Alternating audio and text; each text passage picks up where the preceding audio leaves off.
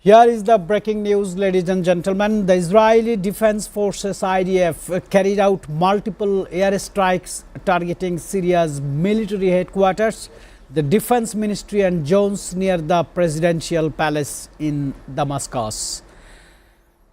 These strikes reportedly killed at least 3 people and injured around 34, according to the Syrian sources and some other Middle East-based news agencies. Israel justified the attack as protection for the Druze minority in southern Syria, reacting to the collapse of ceasefire and significant violence in Sueda. My question to our Honorable International Affairs commentator Shamsul Alam Pantho, ceasefire activities is going on in Middle East. Why this sudden attack to Syria? Well, thank you, Mr. Kanchan, for your question. Syria just had ousted its ex-leader Assad, who left Syria as well, and the current leader is Ahmed al-Shara. However, the Israeli counterpart says that the strikes were meant to protect the Druze minority. So there is a minority group, Druze Bedouin areas as well. So there's a minority group in Syria that Israel wants to protect. In contrast to what I just said, if you look at the state of Palestine, or now known as Israel and Palestine, Palestinians have become a minority in Gaza, which no one is actually coming forward to protect. However, the news says that the Central Defense Ministry was attacked in Damascus.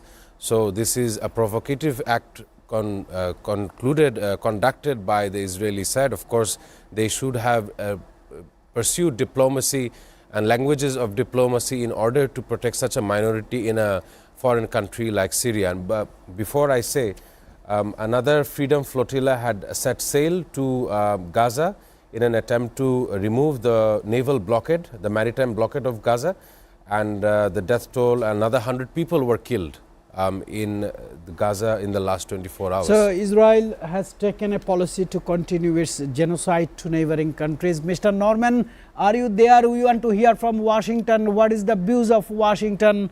Israel suddenly attacked on Syria, neighboring country. They have attacked on military headquarters. They have attacked on defense ministry. They have attacked on zones in presidential palace in Damascus. What is the reason behind this sudden attack from IDF? Good morning. Good morning. Here in Washington, I'm amazed. I'm astonished. I'm wondering what, excuse my French, English, what the hell is going on? Israel unprovoked attack on that region is something that we cannot condone. The information we're hearing from the Pentagon is that it was a misunderstanding. How can it be a misunderstanding? What are we doing? My analysis is that when you give someone a hammer, and a hammer is the only thing they have, everything looks like a nail. So it appears to be this situation right now. We supply them with weapons. We supplying Israel with weapons, and all they know is one thing: attack, attack, attack. Everything that looks challenging them, it looks like a nail. So what do? All you have is a hammer. You don't use diplomacy. You don't have diplomacy because the only thing you have is a hammer. So what we're seeing right now is a desperate attempt by Israel to position themselves. Basically, they're in the survival mode. They are now the enemy of the region. They're just an enemy. And so we have to bring them back to the table and sit them down and tell them that this is not the way to go.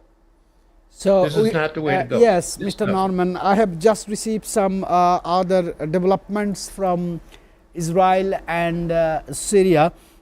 Intense fighting erupted between Druze militants, Bedouin tribes, as our commentator is saying, and Syrian government forces in Sueda, with 250 to 300 casualties. and ceasefire agreement was re-established on July 15. I mean, day before yesterday, but violence has persisted amid fragmented Druze leadership. The Guardian has break this news, and Syrian interim President Ahmed al-Shara stated on July 17, I mean today, his priority is to protect Druze citizens and reject foreign intervention. Sir, President says he doesn't want any foreign intervention. On the other side, Israel's defense minister Kurz warned Damascus for future painful blows unless Syrian forces withdraw from Sueda. Syrian people, Syrian forces are in Sueda. What's the problem with Israel, sir? Israel has a habit of attacking foreign lands, sovereign lands. We've seen that in the Israel-Iran escalation. You know, both of the countries are quite so far away from each other. However, in this context, this sudden attack, even yesterday we've seen a state television broadcast was going on in Syria, and that attack happened and it disrupted the broadcast. A similar notion we've seen in the Iran-Israel escalation as well. So, as far as what Norman was saying, that Israel is becoming the enemy of the region, it's quite so real that other nations apart from Syria will definitely now think about any kind of escalation that can come from Israeli aggression. Of course, they have not targeted any other countries. It remains that Israel is trying to protect a minority group. So we, in the coming days, we shall see how the current Syrian government, Mr. Shara, will handle the matter. Right, sir. We have a distinguished guest at our studio, Mr. Tapun Kanti Sarkar. He is a very respected person in the banking sector, and CTO is the founder president of CTO Forum in Bangladesh. Welcome, sir, to the studio for International Affairs show in SATV. I just want to look at Washington, because with President Trump's renewed focus in foreign policy and aggressive tariff measures, how might this reshape US global leadership and domestic economic stability? Because many of its countries, ally countries, are protesting for high percentage of tariffs to enter their products into the United States market. Why President Trump is suddenly increasing tariffs on the countries?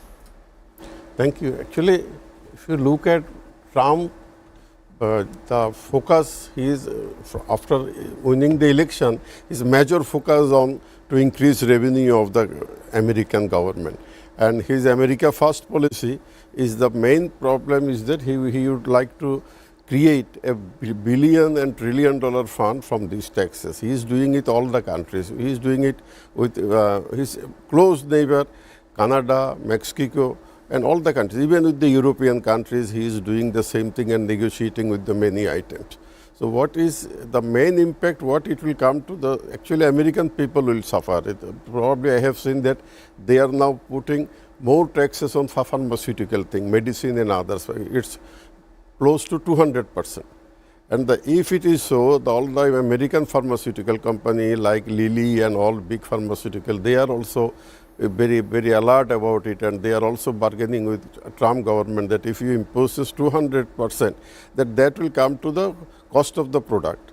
So I think this is one of his strategy. He is doing it all the countries. Even the EU Union is also afraid of his thing, and he is putting a pressure so that if it is 200%, ultimately he will come to 100%. But he is negotiating, and it is one of his bargaining power. What we would like to use with the underdeveloped countries, European countries, every country. He is not giving excuse to any country who was his long time ally, like Mexico, Canada, Europe, Britain, all the countries he is imposing that, except the United Kingdom. UK, they are being privileged country. And if you see around the Asia and other globe, they are also using that weapons, to control those countries. I understand. I want to come to Mr. Norman. What are the implications of the slow progress on the $95 billion foreign aid packages in Congress? Does this reflect a deeper partisan divide on US international commitments to help the countries? Yes, again, Good morning from Washington. This new bill will it creates an opportunity for China. I'm going to put it like this. By us taking away the funds for development, help, assistance, humanitarian efforts, and other things that we do overseas, China is sitting back and just waiting and say, well, there's a gap. So where the U.S. leaves, we will fill. They will come in and they will fill the gaps, and that will create another tension between us and China. So the economic war goes on. So as we increase tariffs, there were some countries that will strike a deal. Some countries will not be able to fulfill it. So here we go. We're going to have to do a workaround. So if I can't get it, and I can't get it from work with the United States, I'm going to have to work with someone else. So we're looking at a very dynamic situation for the next couple of years, maybe a decade or so, on positioning itself. So at the same time that we have a America First policy, the world is looking at other options now. All right, Mr. Norman, I have a very complicated question for you, sir. As you are our international affairs commentator, I will expect a very logical answer from you. We see in one side President Trump is imposing tariffs. On the other side, we see he is selling arms to the countries just like a salesman. On the other side, we see that he has stopped aids. I mean, this $95 billion foreign aid packages in Congress is literally paused. Sir, how do you see? Is it the way he is making America great again? Thank you, Mr. Kanchan. Of course, as per your statement, they are on, Senate is launching a vote-a-rama on the rescission bill. They're rescinding approximately $9 billion in public broadcast and foreign aid funding. As Norman was saying, where the Americans pull back, the Chinese fulfill. Immediately when I heard that statement, I took to notice in the face of natural calamities, one such event in the last 5 years would be the coronavirus, novel coronavirus. Now, during that time, vaccines became important, masks became important, doctoral experience became important, and it was more on the side of Asian giant like China for them to produce such vaccines, produce masks for the general people. So obviously what Norman said earlier, where the US leaves, China shall fulfill, is quite so true. However, I want to get your attention to something that is quite so important for the American legislation as well. Donald Trump is considering firing a Federal Reserve Chair Jerome Powell. However, in his first presidency, he was the one who appointed Jerome Powell, and even Donald Trump thought 2017, and even Donald Trump thought that Joe Biden would have had him removed as the federal chair. Of course, the person Jerome Powell definitely has done some good work in his time in his position that even Joe Biden, someone who is Democrat leader, also kept him in chair. However, given this position, major groups such as Citigroup, Goldman Sachs and Bank of America have publicly defended the federal's independence, warning that political interference could undermine US markets' credibility. So it is a breakthrough because Donald Trump appointed this gentleman, but Joe Biden did not remove him. Now again Donald Trump in his 2.0, he is trying to remove him where other people is protesting for that. I want to go to Mr. Tapon Kanti Sarkar. You know, President Donald Trump hosted Gulf leaders at the White House, including Bahrain's Crown Prince and Qatar's Prime Minister, to boost diplomatic and investment ties amid growing Middle East tensions. And critics are saying this is a big meeting to get orders to sell the arms in Middle East in the name of securing Middle East, but Israel is still attacking. Thank you. Actually, if you look at Trump policy, what he has done before going to Saudi Arabia, he has ensured that you will have to confirm $200 billion of arms agreement. So the country he is visiting, before that he is ensuring that after his visit, a good amount of billion-dollar contract signed on that trip. He is also doing it for all the Saudi Arabian countries, that he accept America, there is no one to save them. So if you want to, we will give you all the security, buy arms, buy army from us, we will protect you. So this is his policy. He will always concentrate on those areas, because all the monies now belongs to the Gulf countries. So Emirates and other countries, they have partnership with America. So what he is trying to do is putting a pressure on them. Now actually you see, if you look around the war, is Iran, Syria and all the Israel neighboring country, but he is not attacking countries, Saudi Arabia and other part of the who are his allied country. So what he is trying to ensure that come with me, if you if you sign agreement with us, treaty with us, then we will protect you from Israel. So that is, I think this is his policy, and Israel is also playing that role very, as America is. I think Mr. Norman from Washington will have some insightful thoughts from his side. Mr. Norman, a sweeping 95.3 billion foreign aid and packages including Ukraine, Israel and Indo-Pacific move slowly through Congress with Senate backing but facing House uncertainty. My question is this a clear sign of division among the federal establishment? I mean the leadership under Donald Trump among the politicians? Yes, this is another example of the lack of communications, no clear policy regarding Israel. Again, Israel, as I call it, the hammer, lacks diplomatic credibility in the region. It's starting to expand globally now because they have a attack first policy that is in effect. And it's very difficult people to trust them and want to do business. Yes, we have met with the leaders of the Middle East talking about how we can protect them, but the hammer is still seeking nails, and everything looks like a nail they are attacking. So until we get this Israeli aggression controlled, I see little chance of anything progressing in the region. Mr. Norman, stay with us. I want to look at Middle East. As Gaza's humanitarian crisis deepens, what role should international actors like the EU or UN play in ensuring aid reaches civilians? Because the world have been witnessed that Israel is bombing on the aid distribution centers. Israel is bombing on the hospitals, schools, killing innocent women, children. Then what kind of role UN or EU can play to stop this kind of brutal attacks on the civilian?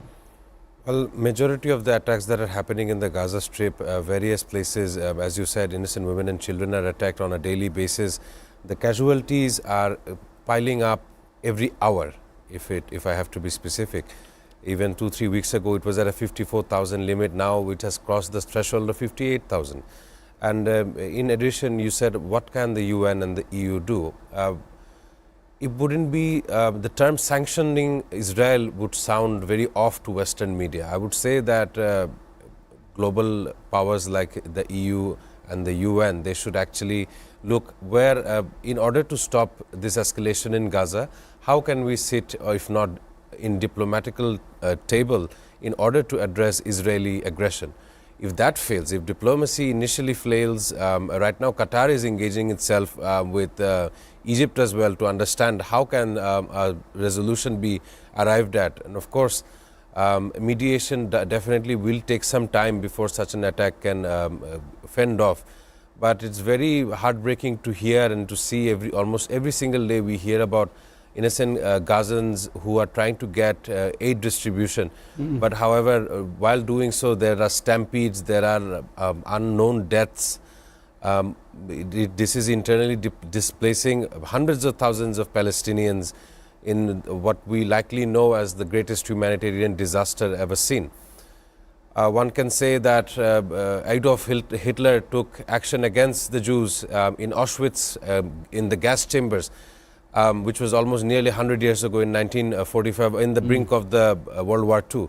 Well, a similar notion is now very active today, except that the roles of people have changed, except now the tortured ones are the Palestinians. And of course, even the IDF soldiers, even yesterday I said they are facing some kind of emotional stress in where after the war on innocent children, women in Gaza, they are sorting or looking forward or arriving at attempting to take their own lives in a suicide. So it only shows how gruesome this attack is and how unneeded, unwarranted this attack has become. Right. I need to do a counter question to Mr. Norman, as he is very near to American establishment, federal establishment. Mr. Norman, would you please let us know, Israel is opening front after front for fighting with Arab countries like Iran, like Syria, like Iraq, like Hamas, like Houthi, like Hezbollah. Lebanon as well. Lebanon as well. Israel has bombed on Lebanon. Do you think as a small country like Israel, without the direct cooperation, direct support of United States, will really sustain for a long time if United States withdraw its support to Israel? Yes, my response to that is no. There's no way possible that they can sustain a ongoing, year-long, generational assault on the region. They do not have the resources. They do not have the mindset. So it's an attack first before they attacked us, meaning they want to get the first strike, because the second strike, they're not going to be around. It's something without the sustainable support from the United States, they can't do. So what we're seeing is they're acting out. They're trying to get everything done while they can, because there's no future in this type of policy. None. Very, very articulated response from Norman Flatt Barnes, former ambassador and peace negotiator. Please stay on the line. I want to ask a question to our honorable guest in the studio, Mr. Tapan Kanti Sarkar. With President Trump's threatening secondary sanctions and increased tariffs on Russia's trade partners, United States clearly mentioned three names, Brazil, China and India. How sustainable is this approach to ending this war? Because without the cooperation, trade cooperation from China, it is impossible to run the world right this moment. Russia is a big player in the European countries. Brazil is a big economy, and India also has some influence on the world's economy. Do you think Trump's this policy is going to be bounced back? Actually, every action has its own reaction. So what Trump is playing now, if you look around European Union, China, Australia, India, everybody is protesting this thing. So what I am seeing, what Trump is trying to say, forcing the other countries to obey and signing agreement with him that you buy from America, we will buy from you. That is his underground policy. He is pushing everyone to buy arms from US, we will give you the discount.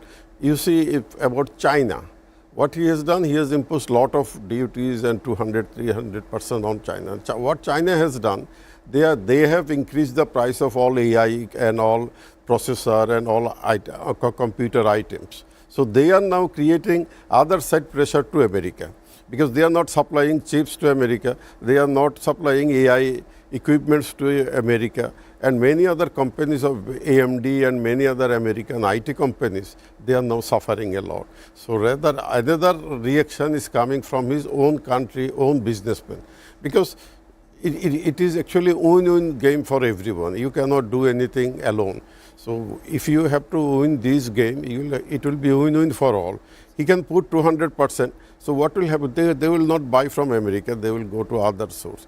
So what Trump policy I have seen, he is putting you a pressure, okay, I will reduce the target if you buy arms and other amenities from our country. So that will reduce the trade gap. So this is one of his, I think, strategy for building his billion and trillion dollar reserve. Mr. Sarkar, as a United States president, most of the people consider him as the #1 world leader who can manipulate, who can influence, who can redirect any situation around the world. This time, do you find Donald Trump himself as a leader or as a businessman or as a boss? It is very difficult to predict or comment anything on Trump, because what he is saying in the morning, he is changing his face on the evening. So you cannot comment with him, but he wants to prove that America first, whole world will have to hear him. He has given pressure to Putin that if I will stop the Ukraine and Russia war immediately. But he was not successful there. Thank you. So Thank you, he is Mr. also putting pressure on other countries. He is taking the advantage that I am the world leader, you will have to. And another thing what I believe is that he is looking for one Nobel Prize on peace, that he is trying to creating war, and he is solving and he is doing ceasefire for all the things. Right. If the Nobel Committee selects Donald Trump for a Nobel Prize, we will definitely congratulate him from our show. Ladies and gentlemen, it's time to go for a break. We'll be right back.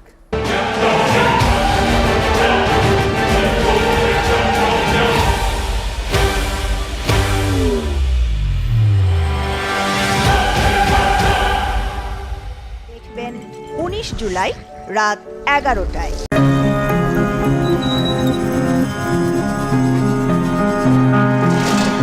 Grand palace hotel Dhaka নিবেদিত গহীনের গান। গান পরিবেশন করবেন মুক্তা সরকার ও সাগর বাউল। দেখবেন 19 জুলাই রাত 11টায়।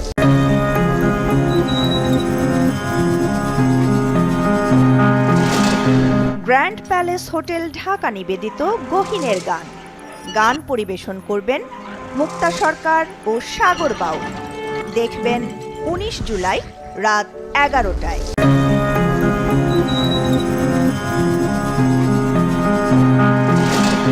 Grand palace hotel Dhaka নিবেদিত গহীনের গান। গান পরিবেশন করবেন মুক্তা সরকার ও সাগর বাউল। দেখবেন 19 জুলাই রাত 11টায়।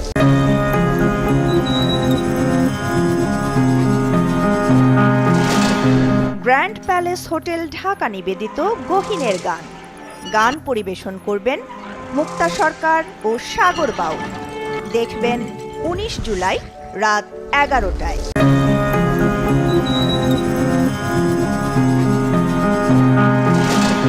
গ্র্যান্ড প্যালেস হোটেল ঢাকা নিবেদিত গহীনের গান। গান পরিবেশন করবেন মুক্তা সরকার ও সাগর বাউল। দেখবেন 19 জুলাই রাত 11টায়।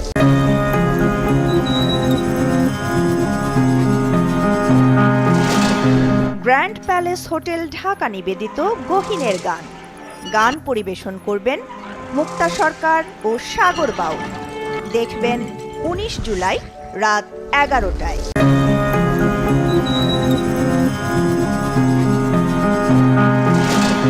গ্র্যান্ড প্যালেস হোটেল ঢাকা নিবেদিত গহীনের গান। গান পরিবেশন করবেন মুক্তা সরকার ও সাগর বাউল। দেখবেন 19 জুলাই রাত 11টায়।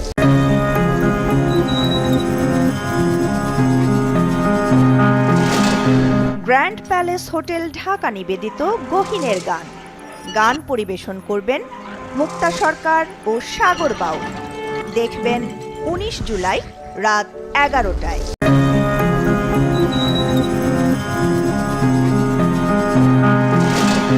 গ্র্যান্ড প্যালেস হোটেল ঢাকা নিবেদিত গহীনের গান। গান পরিবেশন করবেন মুক্তা সরকার ও সাগর বাউল। দেখবেন 19 জুলাই রাত 11টায়।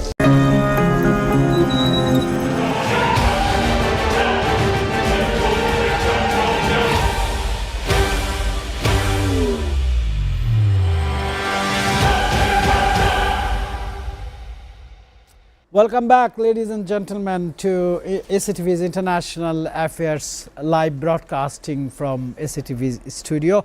First, I want to connect with Mr. Norman Floyd Barnes from Washington because I have a good question for him. Mr. Norman, you know, Trump has issued a 50 days ultimatum to Russia. Particularly, he mentioned the name of the Russian President Vladimir Putin, and tying a war end to potential 100% secondary tariffs on Moscow's trading partners China, Brazil, India. Simultaneously, the US and NATO are sending Patriot missiles and billions in weapons to Ukraine. He is maintaining all the connections. He is sending arms to the Ukraine. He is organizing NATOs to come forward. He is giving the conditions. How quick he wants to end the war, Mr. Norman? I see no immediate ending of this conflict, this war. At the same time that we are assisting Ukraine, sanctions on Russia. Russia's strategy is also working. They are doing, believe it or not, a no tariffs, no taxes on goods and services out of Africa. So this demonstrates that there's planning a workaround option. So sanctions will have little effect on Russia. I mean, Russia, once we put the sanctions on Russia's in the past, they went into a wartime budget, which consequently increased their profits 4.1%. So they actually made money by these sanctions being put in place, and they was forced to, they chose another option. I see the similar thing happen. I see where they will keep doing what they're doing. They're just doing a workaround, and basically it is leave United States at itself, doing what it's doing, and we are moving towards a one world order with China and other parts of the world. So they're basically trying to eliminate the need to interact with the United States. Mr. Norman, I'm totally curious to ask you a questions because the world is watching Trump's international affairs activities and comments, remarks with the press. Trump's activities regarding the domestic job creation, domestic violence control, domestic education funding. Would you please let us know, is there any survey on his approval rate in recent times, and what are the impressions of the American people on Trump's 7 months? So far, we're looking at believe it or not, we're looking at about a 50% approval rate. Yes, a 50% approval rate right now, what's going on. But with Israel stirring up the mix, that is greatly, got a 50% approval of what he's doing, but how we handling Israel, that's about a 30 to 20% rate. So the people are really not happy how we are managing Israel. His ideas, the administration policies, procedure, even though the tariffs is going to hurt, increased taxes is going to hurt, but they see opportunity approaching.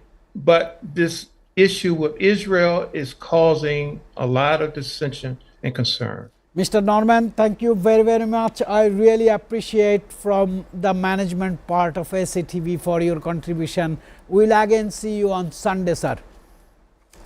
Have a good weekend, sir. Thank you. Let us come back to our international affairs commentator, Mr. Shamsul Alam Pantho. Is NATO's expansion weapon supply to Ukraine a deterrent to Russia or to provocation that might escalate the war further? And I have a similar question for you. Can Ukraine realistically expect a negotiated peace, or are we entering a prolonged war of attrition in Eastern Europe, because there is no solution we see yet? Well, thank you for your question. We must understand the rhetoric between aggressor and the underdog. In this case, the aggressor remains Russia, as they have claimed almost above 25% of Ukrainian territory, effectively making Ukraine the underdog in this fight. However, Ukraine over the last 3 years have been trying to garner support, whether it be diplomatic support, whether it be weaponry support. However, you look at NATO and the 32 nations, they are, the last meeting that they had, they urged the member states to meet the 5% defense spending up until 2035. However, countries such as Spain, who wants to be out of such a escalation or wants to keep the country out of escalation, had only said that we will only be looking at a 2% increase instead of the 5%. Let me just put you in a breaking news. German Chancellor Friedrich Merz is announcing support for Ukraine, and he's also set to meet UK Prime Minister Keir Starmer today. And the meeting shall be looking at how Germany and UK can strengthen their ties once more. And the meeting's agenda will focus more or less on the war on Ukraine. So it comes to show that even in an era where UK is going through a post-Brexit era, they're now rethinking their stance and their friendship with Europe in order to see what kind of counter-reaction Russia can give. Of course, most of the weapons manufacturers in the US are trying to get NATO's stockpiles replenished, and of course, as you mentioned, this may be a very prolonged war as it's already running for the last 3.5 years, and Russia is clearly winning and Ukraine is clearly losing much of its territory on this eastern flank. Not so, even the Crown Prince of Bahrain had stated that the US Patriot missiles that they have, they don't have any plans of sending those into Ukraine as of yet. So, do you sometimes feel it that Donald Trump is doing so much of activities regarding the war, conflict, tariffs, border issues and some internal division in Congress and Senates? Will it be possible to control all these fronts he is opening in his presidency, or he will do something very strong mistakes? America has been recently hit by natural disasters. I say this why, even in New York City, we've been seeing massive flooding. The metro station in New York City has been flooded. The 5 boroughs in New York City has been flooded. So this is a natural calamity. And earlier on, we've seen the Texas flood and how the Guatemala, I think, I don't remember the river name, but it was flooded. And much of the lives were lost, above 100 plus or so casualties. So his campaign was initially make America great again, not make the world great again. So it's the American perspective that civilians in America should understand where their leader is at.